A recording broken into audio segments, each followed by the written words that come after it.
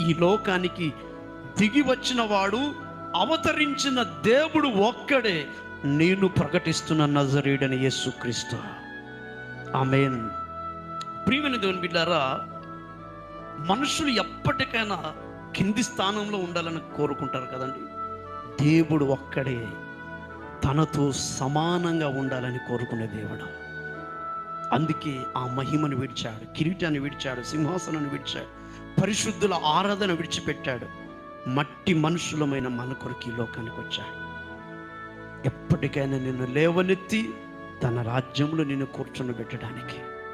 పరిశుద్ధ గ్రంథంలో కీర్తనకారుడు ఈ మాట రాస్తున్నాడు.